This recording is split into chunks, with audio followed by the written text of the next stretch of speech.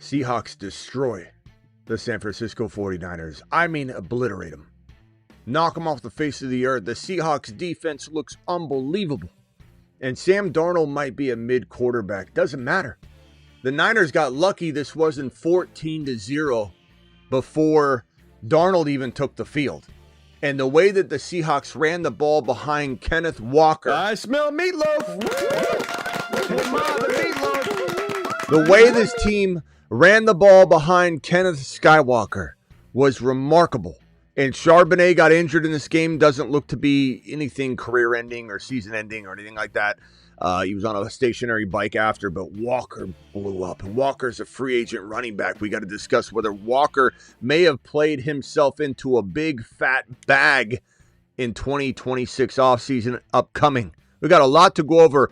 And unfortunate news, we broke this earlier on its own live stream, but Bo Nix has fractured his ankle, exited this game looking like he was just hobbled, and he is now out the remaining part of the playoffs. So Stidham will be starting for the Denver Broncos, and we'll go over all of that and what that means for the New England Patriots or Houston Texans, which the winner of that game will face off against the Denver Broncos that don't have Bo Nix anymore, the fourth quarter, comeback kid.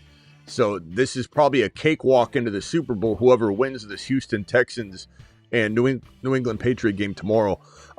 Seattle, they look unbelievable. I haven't said this yet this entire playoff run. I haven't said this the last 2 weeks one time, but Seattle could win the Super Bowl. They really could. Their defense is that good. Will they win it? It's a different conversation, but could they win it? Absolutely. The Fantasy Football Show Graveyard Edition, ladies and gentlemen, and wrap-up show begins right now. And do we have the good old Kenneth Walker video for old time's sake? Kenneth Skywalker.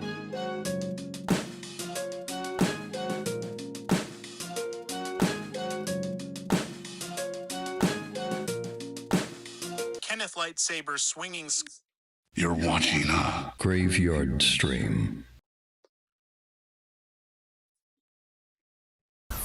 live from the FantasyFootballShow.com studios. It's the Fantasy Football Show live Monday through Friday, 8 p.m. Eastern. Smitty is also live whenever news breaks. And thank you to my Rumblers that are over on Rumble right now. I promise to give you attention over there today and not ignore you. I see my Rumblers over there. Thank you. Appreciate you guys over on that side of the fence. If you guys haven't subscribed to the Rumble channel, please do so. Here's the link to the Rumble stream. I'll throw it in the live chat right here. If anybody would love to join the Rumble community, we will have Rumble exclusive content that you can only catch on Rumble. Christian McCaffrey got injured in this game. He was very hampered. He was not able to necessarily return to the game for quite some time. He missed the very tail end of the first half. And it was a very important drive, and he couldn't get out there to try and gain momentum. He injured his it looked like it was shoulder, back, stinger. There was all kinds of different reports. Ended up being what appears to be a stinger. We're not sure, but he was in tremendous pain. So I don't know if there's more to this. We'll find out a little bit more about McCaffrey, but he's been abused, man. Just driven into the ground. I don't think I can draft McCaffrey next year. Not at what's going to be cost of entry, top 5 overall pick. I just can't do it. They've ran this guy into the ground. Now you got the power plant, which some are going to say has already been debunked, but it has not yet been debunked.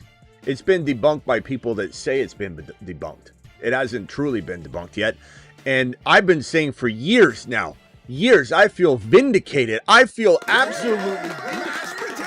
I've been saying there's something going on and someone needs to investigate why the Niners have an astronomically high injury rate comparative to other teams. No one listened to me. I sounded the alarm. I said something's got to be done. They got to look into this. No one's looking into it. And now we're hearing that this team that has their facility right next to a power plant is potentially causing some soft tissue injuries and concerns. You can say it's been debunked. It has not been debunked yet. I don't care if one person came out and said that. I don't care. It hasn't been looked at yet. Something's going on. Christian McCaffrey No devastating season-ending type of even other season ended by way of a Seattle Seahawks. That was a season-ending injury that the I Seahawks. smell meatloaf. Niners entire team out for the season because the Seahawks came in and injured them all, injured their feelings, injured everything. Oh my God, this team looks unbelievable. I'm almost embarrassed that I didn't have the Seahawks going in my bracket further. I am embarrassed. I apologize. I'm taking a lap on this one because they just look so damn good.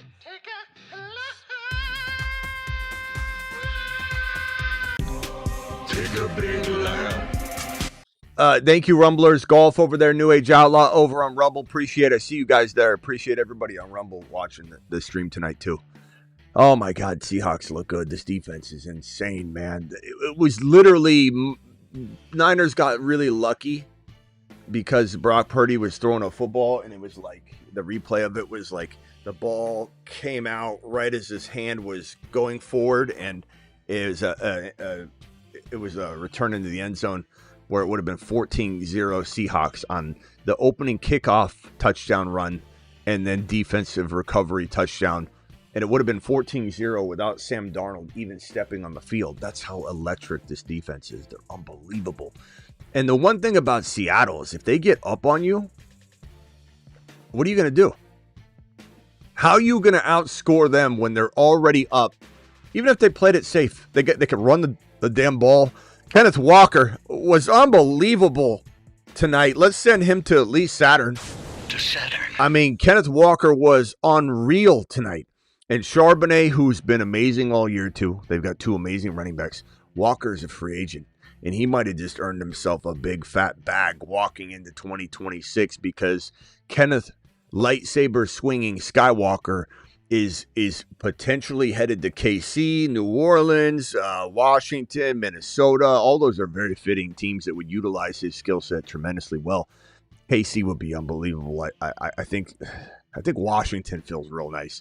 Minnesota would be good. These are just all really good landing spots. Dallas is probably going to pair back up with Javonte according to Jerry, but Jerry could wake up on the wrong side of the bed at any moment, so we can't really take what Jerry says now like it's law, like it's written in stone. Let's see, McCaffrey, we went over that. Bo Nix, if anybody doesn't know, fractured his ankle. He's out for the remainder, and he's going to have surgery immediately. Out for the remainder of the playoffs. It means Stidham is going to start this next game, this conference championship game. Unfortunate news for Josh Allen. Okay, gonna be discounted greatly walking into 2026 fantasy football because he ended the season on a loss and 2 INTs, regardless of the three touchdowns. This is going to be one of my most drafted players in 2026 because you're getting him priced in at the third round. That equates for him not having a wide receiver added to the roster. But if they give him Mike Evans or wide receiver like Mike Evans in free agency or through the draft, let's say they trade up, then Josh Allen explodes from his third round value. He already earns it really easily. Josh Allen is a fantastic player to buy walking into 2026, and I'm so excited that he didn't advance from a fantasy perspective. I'm brokenhearted inside. You guys know I cheer for the Bills, and I'm Josh Allen, the biggest Josh Allen fan probably you could find. And so this is a heart-wrenching loss, but it's also from a logical perspective a very exciting L from I'm building my fantasy teams around a player that people are not going to remember on the highest of notes, regardless of whether he had 3 TDs or not. It's going to be one of those things where people remember the negatives more than the positives, and this is fantastic. If you won a Super Bowl, I guarantee you, Josh Allen, even if let's say he wins this game, doesn't have any higher stats than he had, 3 TDs, 2 interceptions, wins the game. Let's say he plays mediocre all the way through. He goes so much higher in a draft in 2026 than he does if he loses this game. It's the human condition. So, good news for those looking to draft and acquire Josh Allen services in 2026. Let's go over this box score, Bobby, this game log. All right, prepare for take 1. All right, action. He's a box score, Bobby. He's a little sloppy. Box score, Bobby. So here's the box score. If we want to Bobby the hell out of this game, I have it right here, actually. Here's the box score. Brock Turdy played like Brock Turdy. He, as Kruger called him, I didn't even coach Kruger on this at all, but Kruger said sometimes Brock Purdy's a little turdy and sometimes he's Purdy. He's part Purdy, part turdy. And Brock Purdy, 140, 0 TDs, 1 INT. Did his best scrambling around. Like, he ran a lot. He was literally running for his life. But he's not a special quarterback. He's a good quarterback. So anybody that wants to come in here and say, wait a minute, don't talk about my beloved Brock Purdy. That's the same arguments we hear with quarterbacks like Caleb or Goff, or they're good quarterbacks. They're good system quarterbacks for sure. And we still got something. Caleb's going to try and prove something tomorrow to up his value to everybody that's sitting here saying he should have statues made. Oh, wait, they did. They made an ice sculpture statue out of him, the Iceman. We'll wait and see what happens tomorrow. Brock Purdy, 1 INT, 0 TDs, 140. More importantly, loses this game 41-6. Every time he faces a defense like this is different. Every time he faces any defense without Kittle or CMC, in this case, he didn't have CMC or Kittle for a majority of this game and didn't have Kittle the entire game. It's, it's going to be interesting in the offseason. Niner fans are in love with Brock Purdy, but you wonder what they're going to feel moving into the coming weeks and months. You do wonder what that's going to look like, because this fan base is not very forgiving. They're very quick to knee-jerk react. Shanahan was the best coach of the year. Coach of the year, should have won coach of the year, everybody said. But this is part of the problem. This is part of what I say Shanahan does very badly. Coach of the year is not necessarily accounting for the playoffs, so he should be judged based on what he did during the season and the merit that's in that context. But this is why Shanahan's bad in the offseason. He's bad with personnel. He's horrible with contracts. He's horrible with offseason problems. He's horrible in the playoffs when he takes his foot off the gas. And he didn't really have a chance to get in this, but the play calling was not very good. He was kind of down from the jump, but it felt like he feels like he gets nervous. What's up, Aldi Golf, New Age Outlaw, all over you guys over in the Rumble. Appreciate you. I'm looking at the Rumble chat. Don't you worry. Not going to leave you hanging. Definitely took his foot off the gas a little bit in some spots, some really weird play calls. And, Shanahan's got to be given some credit still, because he's been playing with men consistently injured all season long. His entire roster has been just ravaged with injuries. I mean, even when you just consider Bosa and Fred Warner alone, that's two massive pieces. Then you think about the fact that their offensive line's been injured and played bad all year. Kittle, Brock Purdy went down for a while. Mac Jones played really well, though, during that time span. But there's still a lot of good that came out of the season for Shanahan. And Shanahan does deserve consideration for Coach of the Year for what he did during the season. And he's one of the best scheme design architects in the game, no doubt about it. But as a head coach, there's a lot to be desired. We'll see how the fan base treats him in the offseason based on the loss. Okay, on the other side of the ball, Sam Darnold was not magnificent, but he was not bad whatsoever. Watching brick mansions and listening to this great stream, life is good. Thank you, Golf. Appreciate you. 124 and a touchdown, efficient. That's all Sam Darnold needed to do. Why? Because Kenneth Skywalker was on the case. 6.1 yards per carry, 3 rushing touchdowns. Hat trick Walker is what we call him now. 116 on the ground. Cooper Kupp 5 for 60. Kenneth Walker 3 for 29. JSN 3 catches only, 19 yards only. Did have a touchdown. Jakey B catching a 16-yard pass. Shaheed catching 0 passes on 2 targets, but did have the touchdown return that really set the tone for the game. You could really give the game ball to Shaheed for putting the defense in a position where they could just make this Niners offense nervous the whole entire game and take control of the setting. The Seahawks won the coin toss and decided to kick, which was a remarkable decision. It's unreal to think about how those things can change the trajectory of a game What if the Seahawks didn't get out to a 7-0 lead like that, almost 14-0?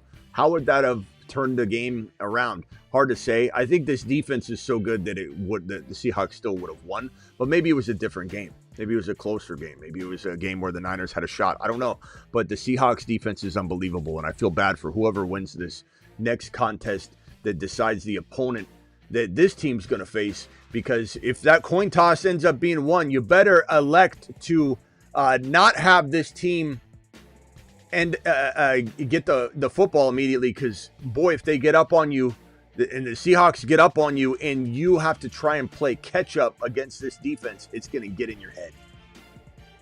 It's going to get in your head. Just such a fun team to watch. And like I said, I'm kind of embarrassed. I didn't have the Seahawks going to the conference championship. What can I say? I made a mistake. I'm a human being. I made a mistake. Denver Broncos versus who tomorrow? It will be very, very interesting if the Houston Texan defense wins this game against an inexperienced Drake May, who didn't have exactly the best game last week against the Chargers. But thank God he faced the Chargers and not a more elite team. But maybe he got some of those nerves out of the way. If Houston wins this game, we might be looking at a Stroud versus Darnold Super Bowl. And while we could appreciate the football fan in us can appreciate the defensive side of that, like, man, Seattle, that's cool. Houston, that's kind of cool. I don't think any of us want to watch a Seattle Seahawks Houston Texans Super Bowl. That might be one of the most boring Super Bowl matchups of all time.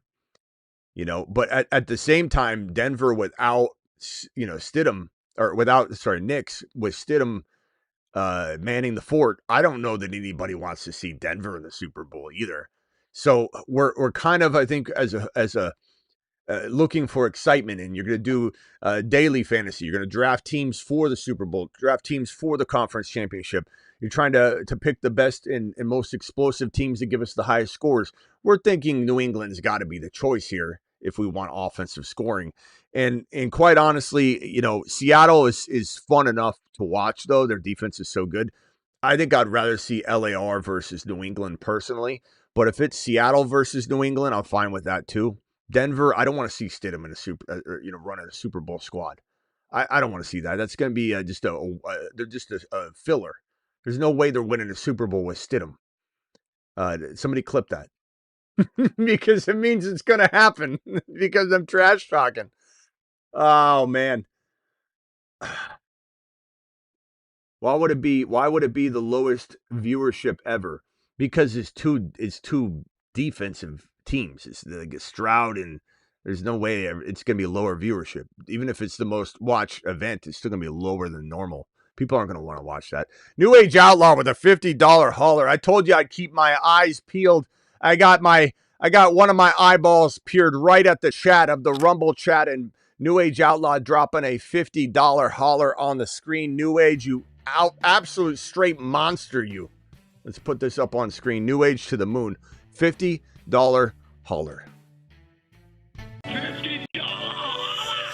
Give me New Age Outlaw says, any update on Zach Charbonnet injury and timeline for Bo Nix injury? Timeline for Bo Nix injury, he'll be ready for camp and everything, but he's going to have surgery immediately. He's out for sure for the remainder of the playoffs. He'll have surgery. I highly doubt that he's not fully ready well before camp with the fractured ankle, because it's not like his ankle was completely sideways like Scadaboo's or something. This was a fracture. It's a bone. It's not. This is more of a lesser injury to my knowledge, in my guesstimation. Now, we could get more information tomorrow. I reserve the right to change my mind on what we're talking about, because we don't have all the details right now. But my guess is, given how he was walking out the field and didn't know he had a fracture, we're talking about a specific bone that you could technically go out there and play with, but you could potentially put the long-term health of your ankle at risk, and you could have quick onset of arthritis. There's a lot of reasons why you got to protect your quarterback's future, even though we might be able to go out there and play. Let's see here. Man, I don't see. As far as Christian McCaffrey, we don't have an update on McCaffrey's injury. As far as Zach Charbonnet, there's no one talking about that because of the context of this game. and the injury to Bo Nix and the way that the Niners got just absolutely blasted by the Seahawks, no one's really reporting on that yet.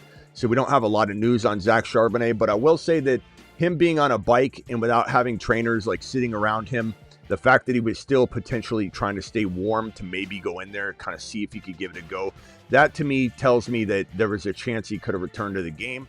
And they just said, we're going to let Charbonnet or let Walker do his thing because he's running well.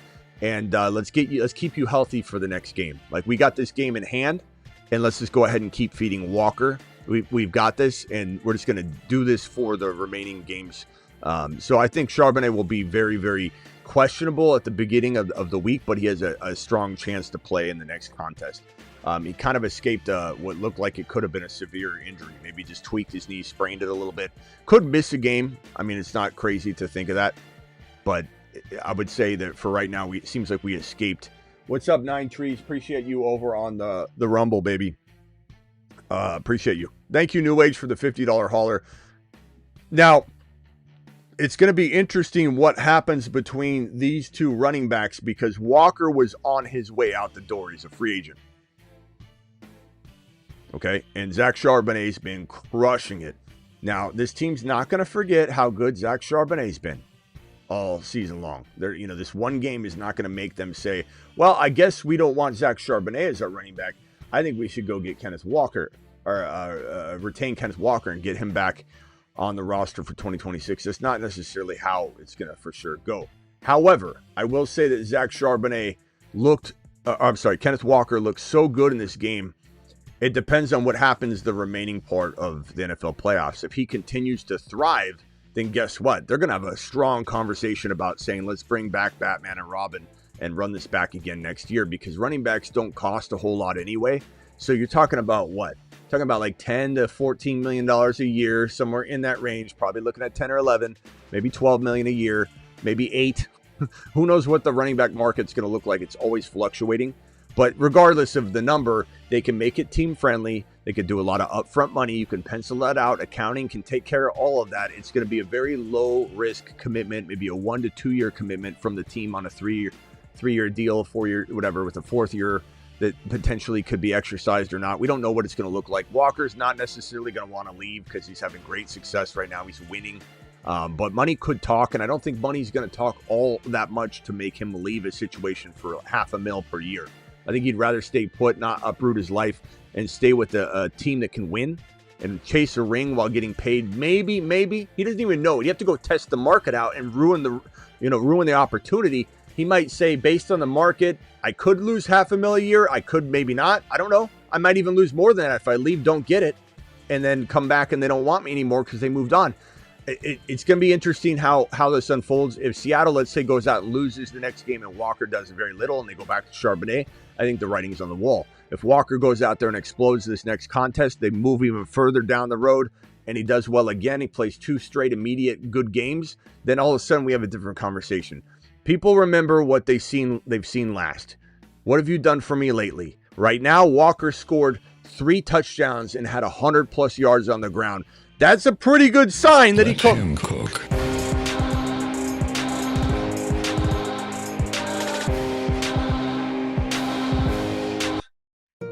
Kenneth Skywalker.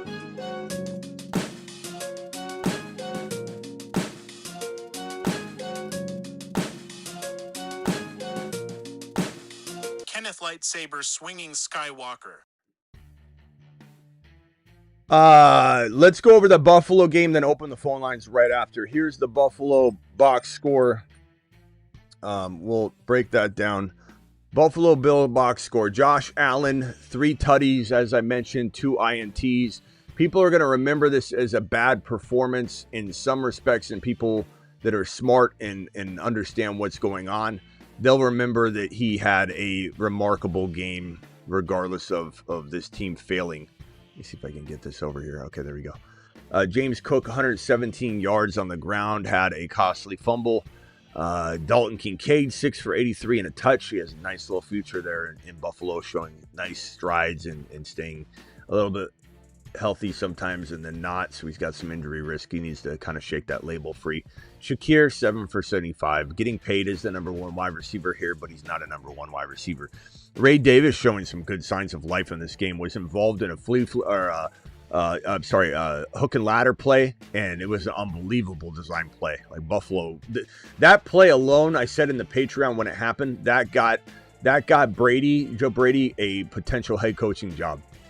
Because that was such a critical play. Had they won the game, it would be more of a bold statement to say that. Now it's kind of like maybe it won't. Maybe one play doesn't decide that. But had they won the game because of that amazing play design with Ray Davis involved, man, there were some good design plays by the Buffalo Bills in this game.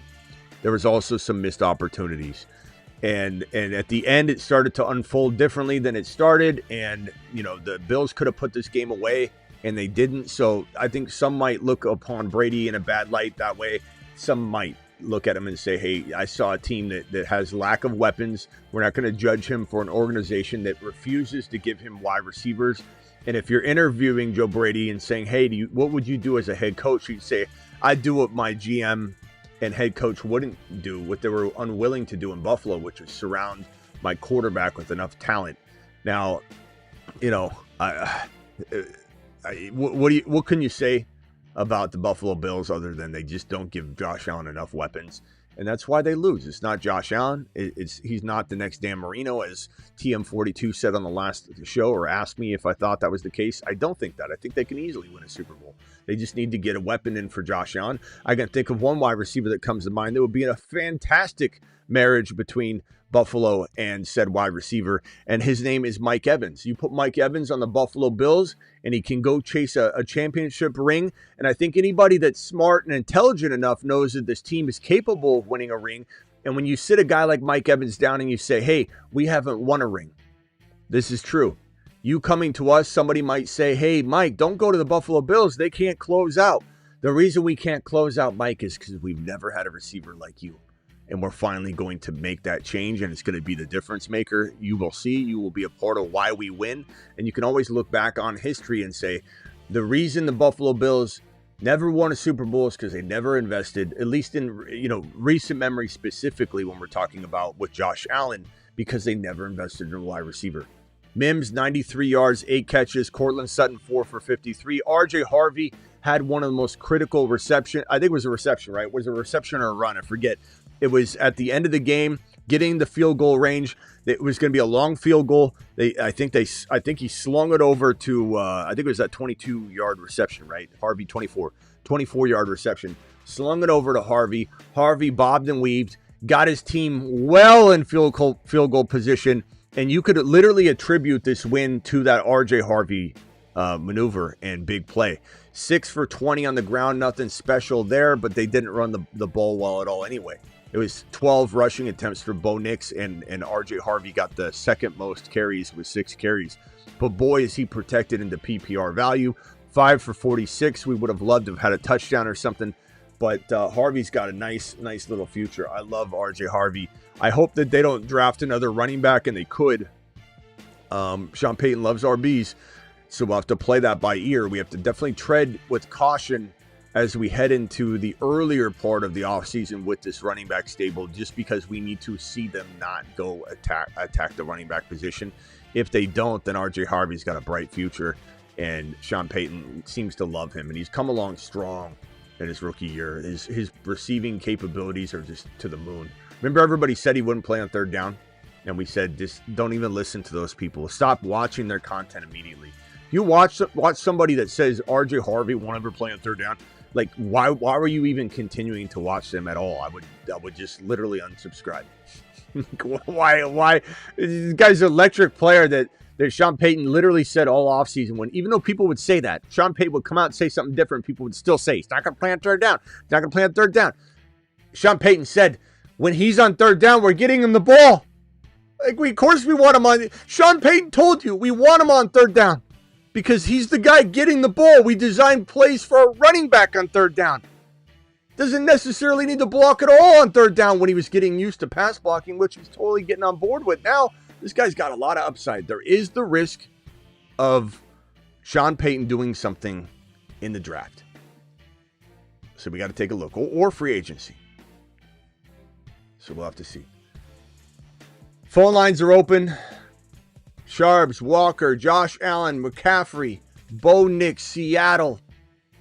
We got the two games tomorrow, which are going to be very, very exciting games between the New England Patriots and the Houston Texans is the first game, followed by the Chicago Bears and the Los Angeles Rams. Two very exciting games tomorrow. One kind of lower scoring, we would imagine, and the other could potentially be pretty high scoring, or one side of it could be. And so dial into the phone line if you'd like to discuss any of those topics at all or more. The Fantasy Football Show phone lines are open. Dial in. Call into the show. Call into the show.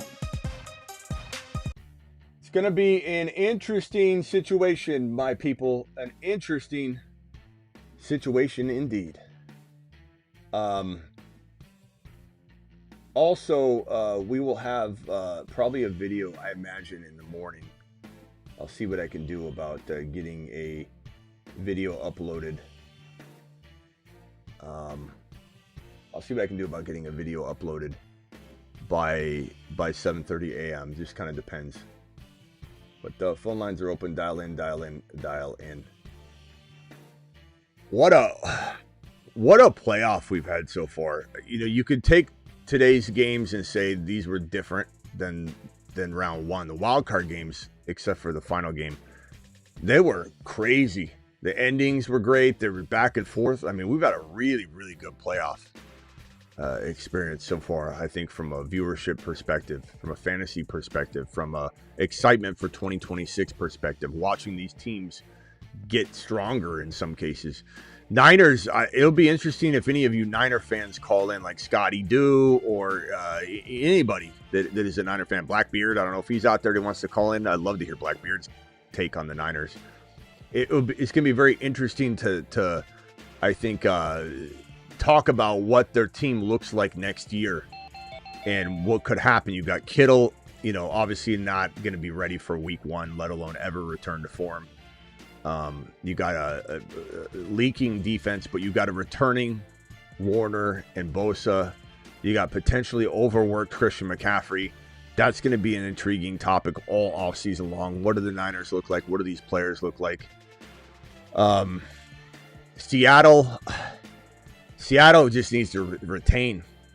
Retention. Not to mention Seattle has Milroe, and I don't like Drew Lock, but Milroe, they're protected like on, I don't know how many players they could potentially lose. We'll have to look at that. We'll dig into that when the offseason comes near. But it's going to be an unbelievable offseason for all of us, just all these different players. Travis is on the line first. Travis, go ahead. You're live. Speak your mind, my man. Hey, what's up? I think defense is great. Your phone's breaking up, Travis. You might need to call back, and the connection's kind of haywire. New Age Outlaw, then over to Ron Navy. New Age, you're live. Just a reminder, Golf's got a Rumble rant. That's about it. So you're the new $20 hauler from Golf. Yes, I got that right here. Hank, don't go anywhere. Hang tight. I want to. First of all, tell me what you think about. Or let me read the Rumble rant first, and then I'll come back to Golf. Okay. Yep. Here's the Rumble rant. Golf, thank you for the $20 hauler, you monster. Super chat alert. And thanks for Golf to letting me know that it's there. And I have it pulled up here, though. I do see it, but it's always nice to have the reminder because occasionally I have forgot. How do you see the wind chill and cold game to be with the Rams versus Bears? Low scoring, high scoring. What is your prediction? Weather changes, but it does appear to be the same weather conditions that we've been seeing all week. It definitely could put the Bears in a position that they could win this game. There's no doubt about it, especially with Ben Johnson making, calling plays and scheming things up. And he's so good at what he does. He's the one thing I like about Ben Johnson and coaches like him. They don't show any emotion until the end of the game, but then they do eventually show it. They celebrate with their team, and I love Ben. Anybody that says they're not jealous of Ben Johnson as a coach, like your own team doesn't have Ben Johnson, you're lying because he's so good. And the fact that he's making his team practice in the outdoors in the cold and the snow with no heaters. I mean, this is like Bill Belichick in his prime when we thought Bill Belichick was still good. It was probably all Tom Brady. No, he was a good coach, but I think that the problem though is the Rams get back one of their best, if not their best, offensive linemen. You've got also some injuries on defense that seem to be kind of resolving themselves too, in that Los Angeles was once really thought to be stout, really good defense that kind of was leaky at the end of the year for sure, but they're still got the talent and ability. Sometimes defenses that are good that kind of go dormant for a little part of the season, even at the end, they get into the playoffs and they return to like glory. So I think the Rams are a little bit tougher defense than people believe, given the ending of the season and how they kind of gave up a lot. I also think that the Chicago Bears, and you could say this about the Rams currently, I just think the Rams might be different than people think in terms of how they're going to respond in this game defensively. That's what the point I'm trying to make. But the Bears give up a ton of yards. They're opportunistic, but the Rams are going to run the hell out of the ball. The Bears are also going to try and run the hell out of the ball with a great scheme artist and potentially a good matchup based on how the Rams have been playing. That's my point, is you don't know what kind of Rams defense is going to step up here. So it probably is going to be a lot of ground attack on both sides.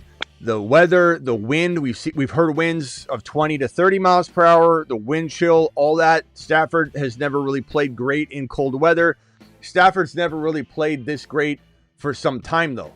Like, Stafford looks different, so it's hard to really even judge Stafford off of, other seasons because we've never seen him play like this before.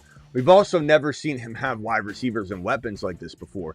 We've also never seen Puka Nacua dominate a defense no matter who it is, no matter what the conditions are, no matter what the hell you're facing, because he can get the ball 2 yards off the line of scrimmage, at the line of scrimmage, behind the line of scrimmage, 17 yards down the line of scrimmage, on the sideline, in the end zone.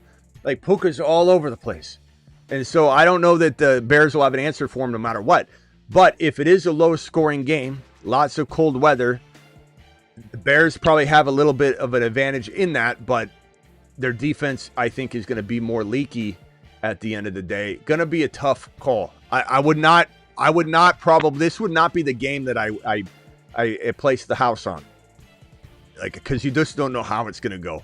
All right, New Age, you're live. And then back over to Travis, then over to Ron Navy, then around the phone line. Because people are waiting on the hold here. Go ahead, New Age. Appreciate you. Okay, just so you were saying that for Bo Nix, it should be like next year he should be good. Try again, Scotty. Bo Nix, yeah, no. As far as we know now, like I reserve the right to change my mind because we don't have any massive update here. He's expected to have surgery immediately, and my guess, this is just my educated guess from doing injury analysis and analysis period for like 25 years. It's that the fact that he was walking around, he was grimacing on the sideline, it really was in pain, but he thought it was a sprained ankle, I think.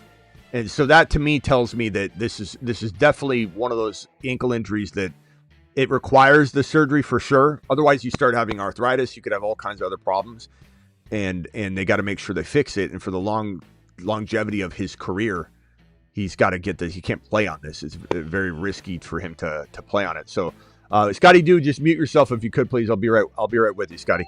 But this is definitely not something at this moment in time. And again, we might get an update tomorrow that they go in and they notice something and they're like, how in the hell this guy not? How do you walk around like this? We don't know. That could come out tomorrow. But the odds are that he'll be ready very quickly. I don't think this is something that will linger at all into, August or something. He'll be fine. That's my guess. Yeah. But what right, yeah, no problem. Thank you, New Age. Call back if you got another one. But what a great season for Bo Nix. Proving people wrong. Fourth quarter Bo makes all these mistakes. He's a wild man. He's like a new Brett Favre. He does have to control himself. And keep in mind, Josh Allen was completely unhinged for years. Bo Nix seems to be more controlled than Josh Allen ever was during Josh Allen's early days when he would just throw these pick sixes in the weirdest situations. It's like, Josh, you gotta not make that throw. And Josh Allen's become much more controlled, but it's taken him years. Bo Nix has got a lot of time, and really he's so clutch. Bo Nix is very, very clutch, and the negativity doesn't affect him. He's super confident. Travis, you're live. Hey, what's up? Can Yeah. you hear me all right? All right, yeah, I don't know what happened. I was just saying, I think people are kind of discounting the Patriots defense a little bit in terms of tomorrow's For sure. matchup because For sure. I know the Texans are clearly, they're better defense for sure, and they get after the quarterback and they can cause all types of problems. But if you flip it on the other side, I mean, look what Pittsburgh just did to Stroud, and I'd argue the Patriots are as good, if not a better defense than the Steelers. So I would say. I'm not saying it will definitely happen. I don't like the jinx. Yeah, I'm not at all saying that the Patriots. I'm not saying you're saying that I said that, but if people in the chat are, No. I would say New England's defense, is equal to Houston's defense in the offsetting of what New England's facing in Stroud and that offense without Nico versus the Houston Texans defense facing the New England Patriots with Drake May, Hendy, Ramondre, Hunter Henry, Diggs. Meaning that if you're equating all of that together, what's tougher? What's the tougher matchup? I think it's equal at the very least. I'm not saying, you know what I'm trying to say? Like Houston's defense versus New England, Houston crushes them. Yeah. But you consider 100%. what they're facing. I agree. And New England's defense facing a Stroud without Nico is going to be them licking their chops. And they're going to have a great, defensive, I think, outing. So I agree with you 100%. And even though Houston's very good, they're facing a arsenal of weaponry that, like Josh Allen, could use some help in the receiving game. But Diggs can step up during 1-2 games at any moment. So hopefully that Diggs steps up in this playoff contest because this is when he's needed most. He's probably needed now more than he's needed next week or the week after in the Super Bowl. Like, this is the most important game that Diggs needs to step up and help Drake May get some room because this is the tough matchup. They get through this, I think they walk in and steamroll Denver. Because Denver without Knicks is not Denver. Denver's been very, very boring, almost like last year's 2024 Kansas City Chiefs, where they just kind of like squeak out every win. And Denver does that in the fourth quarter. How are you going to do that with Stidham? You can't. I mean, you could. The odds are just low. The defense will have to take over the game. Yeah. For them So this is the most important game. Houston Texans. We'll see how it goes. But yeah, I agree with you. And the only other thing I was going to say, I like to get to Ron and other people. Yeah, that's why I have Harvey as my RB8 right now going into next year because like the PPR work is just unbelievable. So baked in that you're getting 30, 40, 50 yards a game when their offense is running at its peak. And I think Bo Nix will, I don't know that Bo Nix will ever be a top 5 QB in the NFL, but I think he'll continue to get more consistent because that's his only problem right now is his inconsistencies. He has pockets where, he misses the passes or he doesn't quite. It's Caleb. Read the right play and takes off running. It's Caleb. Bo Nix and Caleb, from a fantasy perspective, either one will produce just plenty of opportunities for these ball catchers. Love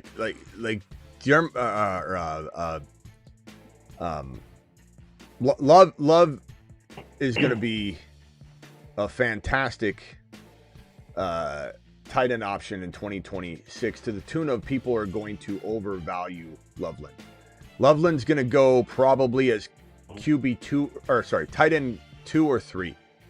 And if he goes 2 and Brock Bowers falls below him, I'm scooping up Brock Bowers at every turn. And I like Loveland. But Loveland's going to go extremely high. Now, Loveland could be supported to a degree as the third tight end option. I'm not saying it's a mistake to take him like in the 4th round. But if people start taking Loveland in the 3rd round, it's way too high. But could he be supported to a degree? Absolutely, because Ben Johnson's going to dial up so much for all these guys. And Bo Nix is the same thing. Like you said, am I considering either a top 5 quarterback? No, but could either one of them at any moment in time play like a 6 to 10 guy or for an entire season? Absolutely. Nix is very much more friendly to allowing everybody to eat, I think, than he is an NFL quarterback. But I don't know.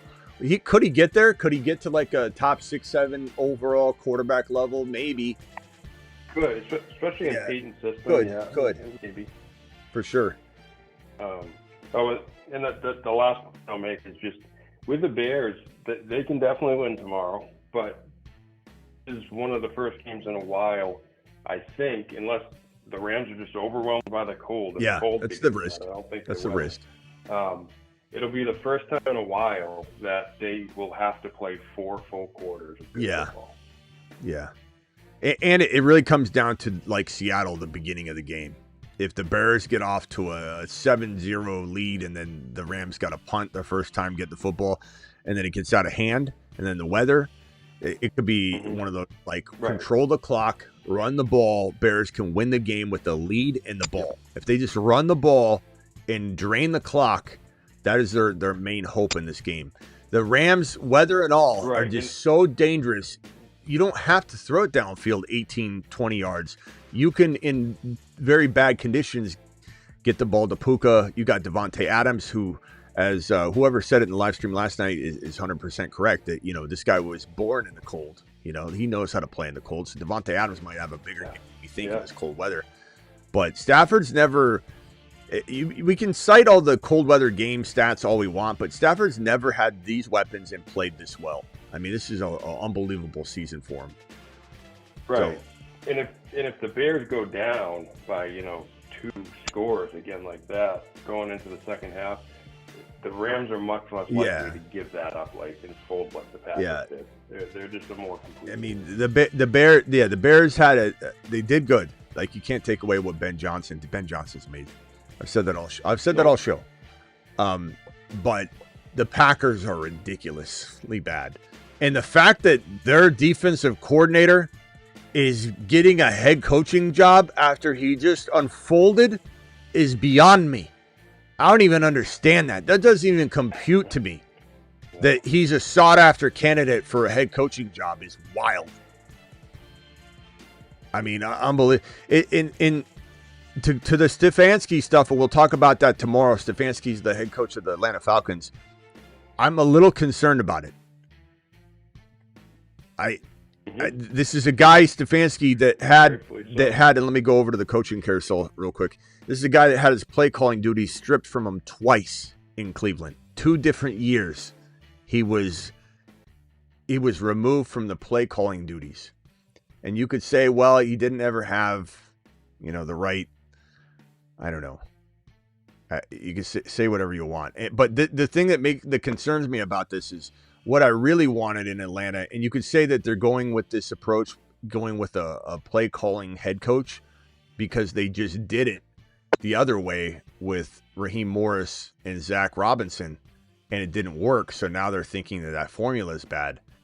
But I don't know. I just think this could be a mistake. I don't think that we're going to hear about a head coach or offensive coordinator hiring that's going to pair with Stefanski, because this is kind of like, Shanahan's offensive coordinator doesn't matter really. I mean, any Ben Johnson's offensive coordinator doesn't matter. Like, that's the way that McVay's offensive coordinator. And you look at Steele Shieldhouse, who's coming from LAR, and you say, is he how do you even judge what he's doing over there in LAR? Because it's McVay. So the McVay tree is so lucrative, people are just banking on the disciple. I don't even know that you can really measure what Shieldhouse has been doing, but we'll see.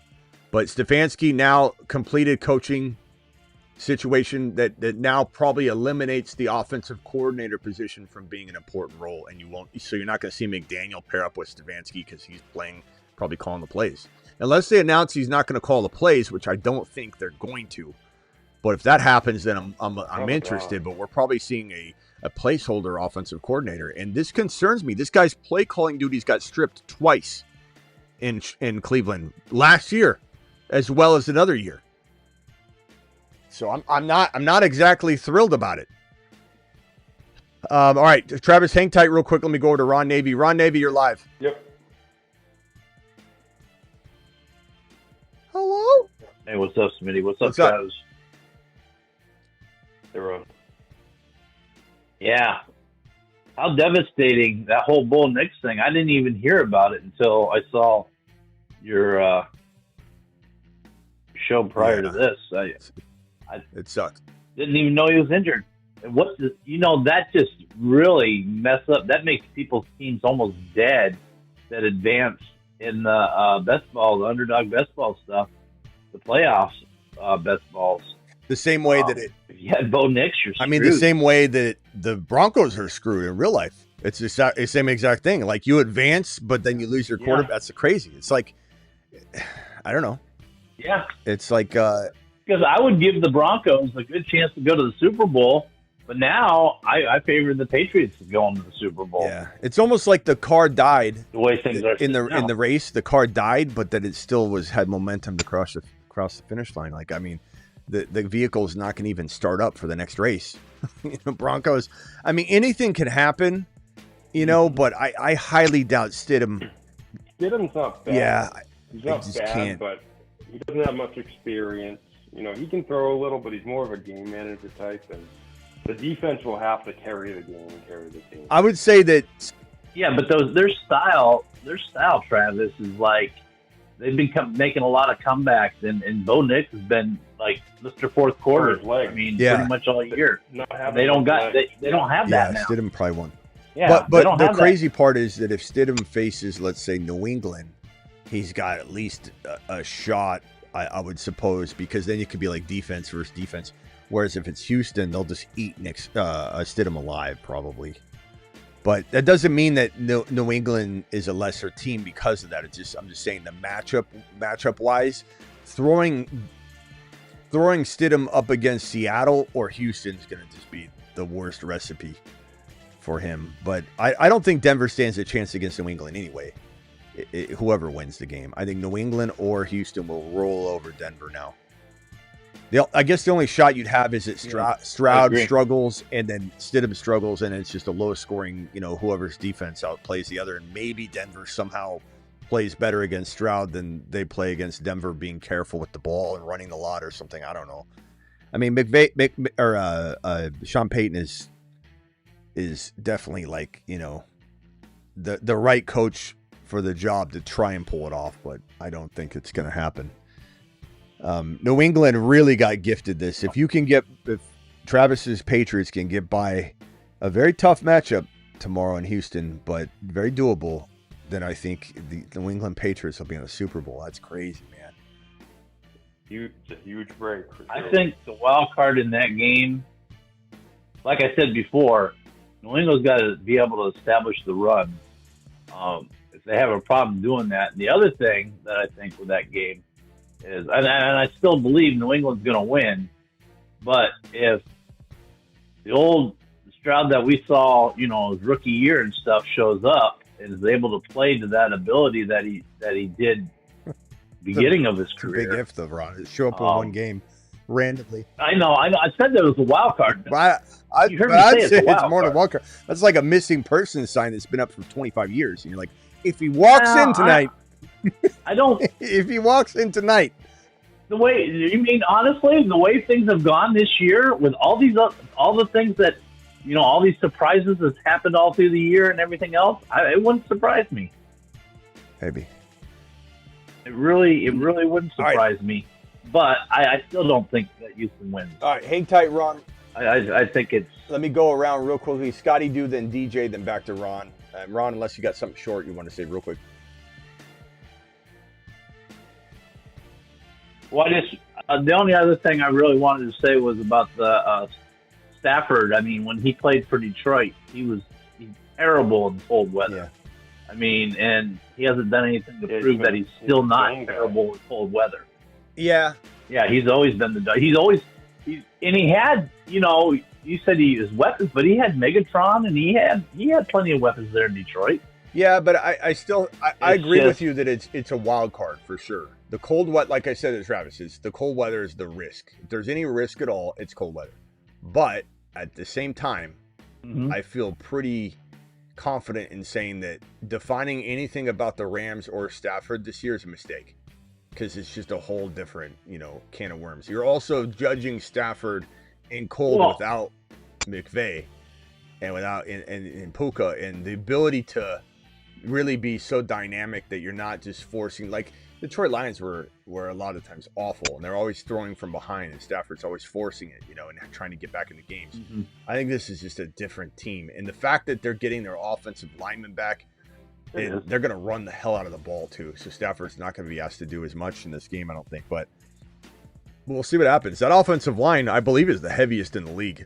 They're a truck, and when they're all together and healthy, and they're going to be together and healthy in this game. So this is bad news for the Bears' defensive line for sure. They're going to get. I think the penetration on the line, no pause needed, is massively different when they've got all their boys together. No pause needed. All right, hold on 1 second, Ron. Let me go over to. When I was drafted, I did Stafford and I did heavy on the Rams. So I'm hoping for the Rams, but I'm just a little worried. Anyways, all right, that's it. Hang tight if you want, or whatever you got to do. But hang tight real quick. Scotty Doo, you're calling from Hawaii. You're live. Sorry about your Niners, bro. Hey, that was a close game. I don't know what you're talking about. There was never a close game. Not even in the beginning. not even when your kicker tried a dirty trick to kick Shaheed as he's running. He should have been suspended for that dirty play. Go ahead. I know. I'm gonna hear it tomorrow when I go to work at my work. There's a lot of Niner fans, so there's gonna be a lot of disappointed they'll people call on in, Monday morning. They'll call in. Everybody's out sick tomorrow. What? Hey, but first and foremost, I just want to say, hey, thank you for everything you do, man. Thanks, I was in 12 leagues this year. I won 6 of the 12. Wow. I got the second place in a couple of other ones, man. And partly it's due to the fact that I listen to a lot of your content. I really agree with a lot of things that you say. Nice job, bro. Golf. I know. Thank you. I wish I drafted McCaffrey. I didn't draft McCaffrey in one league this year. And part of it was because of me. I get it. I get it. Because of you. But at the same time, because of you, man. At the same time, people can say what they want about that, but never once was I telling anybody to not draft McCaffrey and then draft 0 players in his stead. Like, the majority of the time, you're drafting still a monster that delivered. So it's like, it's hard to measure that. Now, in the case of Genty versus McCaffrey and those decisions, because that sometimes would come up, Genty didn't step up, and I'll take a lap on that. But we landed bigger things that won tons of championships. And, McCaffrey's situation was amazing. Hats off to him. I did a standing ovation when the season ended for McCaffrey and just said, look, the unbelievable Germany medicine to the moon. And they're probably going to send Kittle to Germany, and he's going to come back with a bionic Achilles tendon and prove everybody wrong. But anyway, but majority of the time, like even this year, if I say I'm staying away from McCaffrey this year, which I probably am, the players that are getting drafted at and around his territory, maybe not every one of them lands, but we're going to get safe players to, like CeeDee Lamb near McCaffrey. All those players that are going to be in that territory are going to be pretty damn good. So, and then this one from Golf. Thoughts on the game, on the late game contested Cook's INT catch? Yeah, that was a tough one. I don't know what you guys thought about that, but I think there's some argument that he didn't have control, but at the same time, that kind of stuff I feel like goes to the receiver, and they didn't consider that. Yep. And I would have probably said all they talked about during the regular season was tie goes to the receiver. They kept using that phrase. They used it in the Patriots game against the Bills at one point, and they used it over and over on all different broadcasts. Yeah. Tie goes to the receiver, tie goes to the receiver. And then you didn't hear a peep And of it. there was a pass interference in the end zone, too, on Brandon Cooks, I believe it was. Not on him, but on the play. The ball was intended to go to Cooks in the end zone for a touchdown strike for 100%. Josh Allen. That would have been his 4th touchdown. There was no PI call on that, but then they called a very similar one on the other end at the end of the game against the Buffalo Bill defense. So it was kind of a really bad, like the the refs were definitely controlling this game to a degree. Not in the sense that it's rigged, but that it was bad refereeing. Bad refereeing changed the course of this game. And there's definitely opportunities for the Bills to still win the game, so you can't blame it all on the refs. But this play I did kind of myself, and I'm pretty objective about it. I usually go, no, he's out. Even when it's a team I'm rooting for or a player I want to have a touchdown. And I honestly thought that he was down. You could say that he didn't have control of the ball, but that's a shaky argument that I think maybe it's because they had to overturn it, but I would have probably not. I would have probably went. I don't know what I would have done as a referee, but I think calling it an INT put it in a bad light to try and overturn, and that was the wrong move by the referee to give that advantage to the defender when the tie should go to the runner. Or the tie should go to the runner. Tie should go to the receiver or the runner. So the tie should have went to the receiver, and then they had a discussion about whether it got, picked. It was just the wrong decision to make because it made it hard to overturn. But yeah, that was a good one, Golf. Okay, Scotty, what else you got real quick? Couple other things I want to add, man. I was really rooting for the Bills, man. I really want to see Josh Allen make it all the way to the end. I think the dude's just so talented. I agree with everything you're saying. I don't know how they keep fumbling the ball or the bag about, not getting this guy a top end receiver. It's like, dude, what else do you guys want from this guy? I kind of feel bad for him. And then on another note, as far as my 49ers go, I think our Super Bowl chance, our window is over. I think the 2020 to about 2025, these past 5 years were the best chance that we had to make it to another bowl and win. But I think next 2 years is going to be a rebuilding phase. So I'm not going to expect much in the next few years or so. I don't know if you agree with that. I do, because as I've said, Brock Purdy on the shoulders of Kittle and CMC, and specifically CMC, but Kittle and CMC, he's very tall. He's got one leg over Kittle's shoulder, one leg over McCaffrey's, and this man's 7 and 8 feet tall. But I think when you take McCaffrey out of the situation, and you might say, Smitty, you're gonna be paid for this again.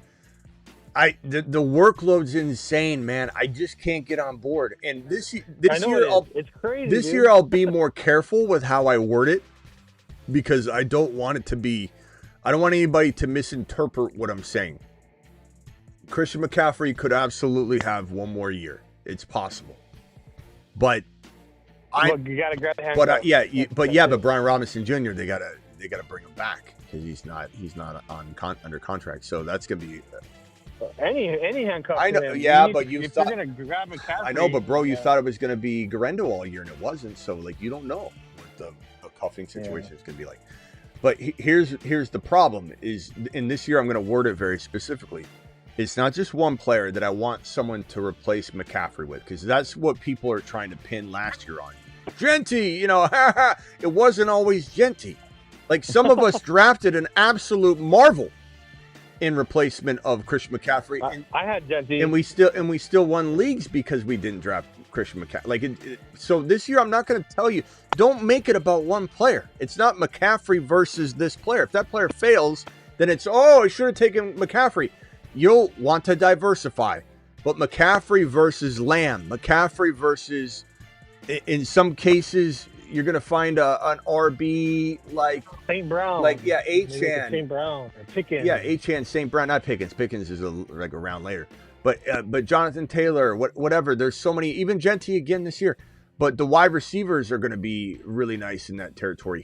McCaffrey's going in the 5, 6, James or Cook. 4 range. James Cook or McCaffrey? James Cook's too early. You're thinking around that's second round, pal. But we're talking about Lamb and Jamar Chase and JSN and Puka Nacua and St. Brown, as you mentioned. Like those guys mixed with Gibbs and Achane and Bijan. Like, all those guys, in my opinion, probably deserve to be taken over Christian McCaffrey.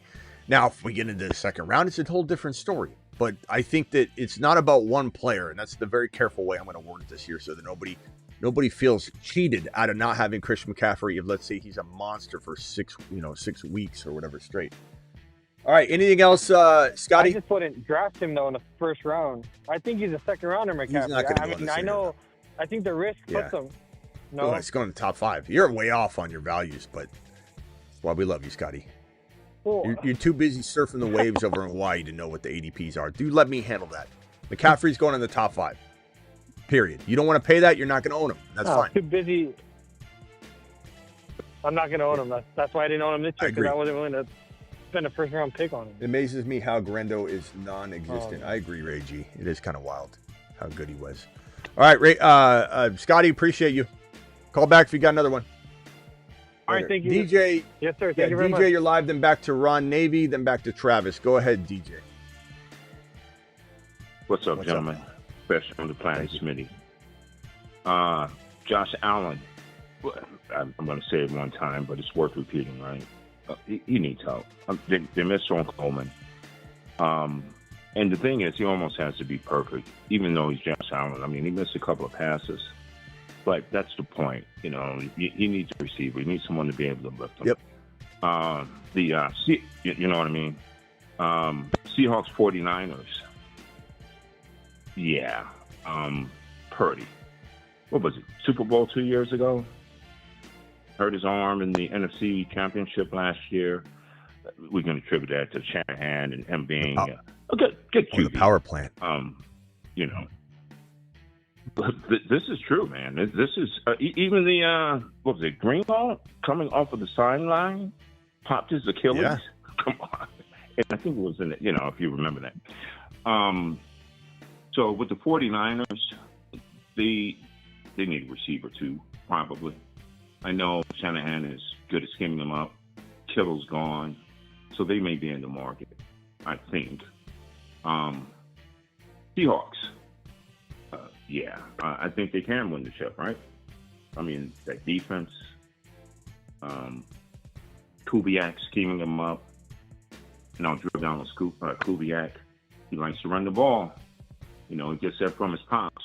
You know, run the ball, do some play action. He's scheming them up. And if I might add, with the coaching tree behind the Shanahans and those who are in the finals, Seattle gets to the NFC and even Super Bowl, he has the playbook because it's a very similar scheme. Houston Texans, real quick. Houston Texans. Anybody know who the OC is there? Nick Haley is this guy's name. So they have Woody Marks in the backfield, right? And for the rookie running back in this year's class, he led them in receptions in college. I thought that was his strength, but they don't use him. Yeah, Woody Marks had, if I remember correctly, Marks had 583 yards and like 5 touchdowns, I want to say, in one of his college seasons. Woody Marks we touted him as one of the best receiving backs in the class, so we were really excited about Woody. And yeah, they definitely, I would say the biggest problem for this team, the Texans, would be that they just, their offensive line, you know, so Woody gets like surrounded and corralled at the line of scrimmage, or well before he even has the ball, he's getting tackled and then they hand it to him while he's on the ground. That's yours. This is your carry. He's on the ground tackled and he just grabs the ball and he's sitting there. So Woody Marks is, you know, he's really good. I'm a little fearful that the team will move on. Not fully, but like they'll draft another option and then we're like, but we'll see. I don't know. Well, yeah, that's a big concern. And, you know, not only do they, you know, have an offensive line concern, but they keep running them up in there, but they don't throw them any passes. Come on. Like, go figure. But with the Pats-Texans game, and I'll shut up and I'll hold on to let you go to others. The Pats-Texans game, I think you hit the nail on the head, right? If May, and I expect him to, and McDaniel, you know, schemes up. If May gets on, it's May against Houston Texans defense, in my opinion, because you know the Stroud, you know, he could get off to Ron Navy's point. He very well could, but that's just kind of the unknown. Bottom line, May against Houston's defense. And yeah, Ron, they should run the ball, man. Run the ball, play action. Everybody has to get off. Diggs, Henry, and me. I'll sit up on that. Yeah. All right. Thank you. Appreciate you. I'm drawing a power plant here. This is a San Francisco power plant. Maybe we should put this on a T-shirt or something. Put a Niner logo right on it. Go ahead. Back to Ron Navy. You're live.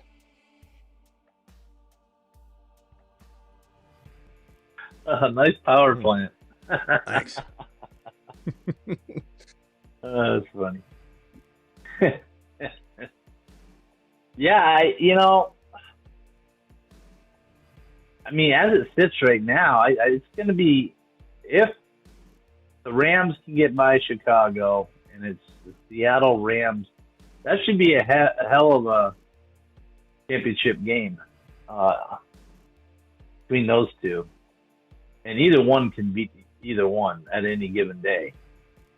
I think with Bo Nix being out, I think no matter whether it's Houston or whatever, I don't think it's going to be a good game at all. I think either one of those teams, which I think it'll be New England. I think New England will end up going to the Super Bowl. I think, but the championship game won't be worth anything, really. I think that'll be the worst game. I agree. Here's the power plant. The Niner field. I think this is a great illustration. I'm now putting the Niner practice field partially inside the power plant. I think this is probably pretty good right there. Yeah, they dump their waste right in the end zone. Man. Hey, you're killing me, man. Maybe that's why they get so many injuries. I want to make this into a shirt. This is an unbelievable shirt. This would be just a great shirt. There we go.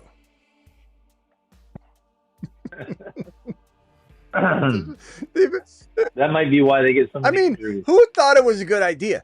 I feel so vindicated. You guys have heard me for years saying they need to investigate. Why they need to investigate. Somebody needs to look into it. We've said it could be Shanahan, the way he runs his players into the ground. Could be that they don't stretch.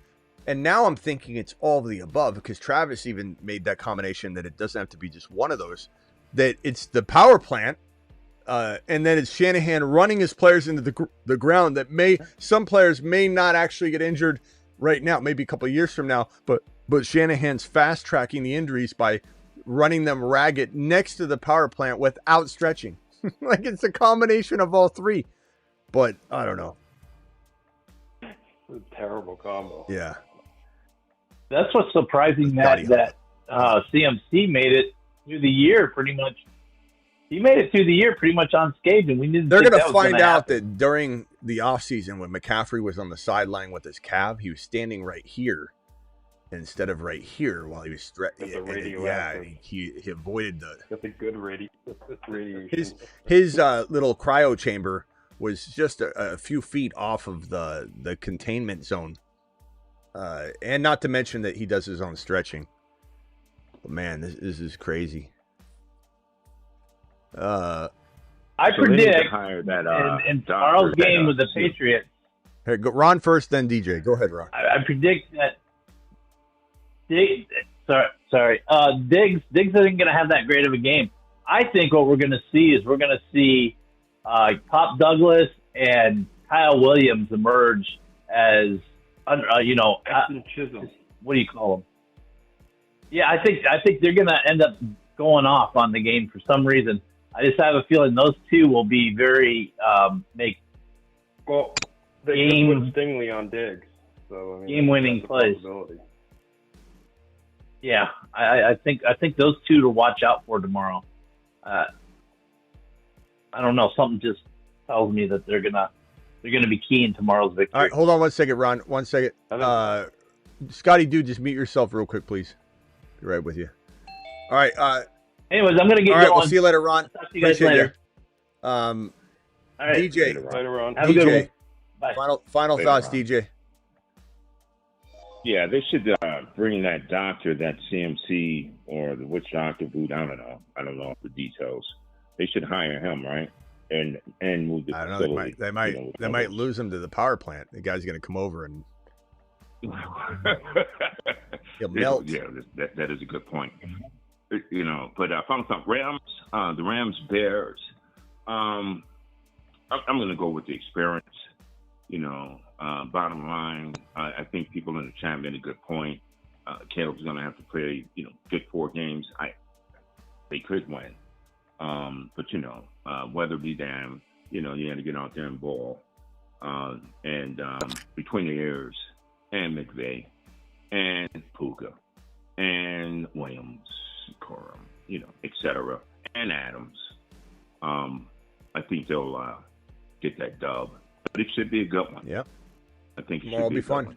All right, DJ. That's it, John. Appreciate you. Later. Yeah. Yep. Thanks. Best show on the planet. Later. All right, Scotty, final thoughts. What do you believe? You truly believe that the power plant has causing something for the players to be injured? Worth looking into. Like I said, investigate it.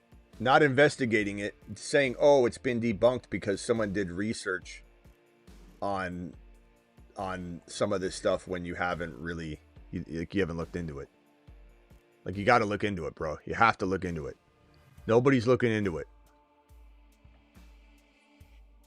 It almost seems like it's necessary now. I mean, you got to. We already have some of the agents of players in San Francisco reportedly, multiple, at least 2, are looking into the situation. I mean, think about it. When you were a kid and you stood by one of those, and I'm not even saying like a power plant. I'm saying like one of those big, huge power lines. I'm not talking about a telephone pole. I'm talking about one of those ones that's surrounded by a gate and says high voltage. And you look up and it looks like a skyscraper. And there's like 3 of them side by side. And it's going. And you're just like, you feel the life being drained from you. I mean, I don't know, bro.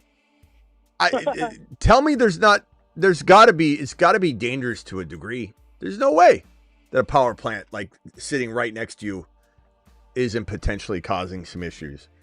I remember every time I was a little kid, I knew like this thing feels dangerous, bro. I know it's scary, but you're sitting there looking up at it. It's like, and it's just like you could feel your body just, I don't know. We have electricity in us, you know? So that plant was there already before they built the stadium and the practice field? I don't know. I'm not sure, man. If it was there already, I don't know. These geniuses had a bright idea to put the practice field right next to the... Or either way, it doesn't matter. You build it next to the power plant or you let them build it next to the power plant and you stay. Either way, it's a mistake. But I don't know, bro. We'll find out. All right, man. Hey, you missed out on New Year's, dude. New Year's Eve, this whole island sets off a lot of fireworks. Pretty fun. Well, maybe one of these years. All right, Scotty, do appreciate you, bro. Hey, yeah, I doubt it. All right, man. I go to Hawaii every 10 years. All right, later, bro. Yeah, well, okay, bye. I'll show up with my bags. Scotty? All right, Travis, final thoughts on tonight? Yeah, I was just going to say the 49ers, they can make some moves, but in a way they have no choice but to run it back with CMC, and I think they'll run it back with Purdy. Part of me thinks they'll keep Mac Jones. Like you said, I guess if they get a good enough offer, Shanahan will probably take it, but and then I know Kittle won't be back till late anyways, but one move that they could make, besides offensive line obviously, is get a true number 1 wide receiver in there. And I don't know that they will. I fear they're going to just run it back with Pearsall, and I think Juwan Jennings will probably leave. But Pearsall and they'll draft one for sure. But will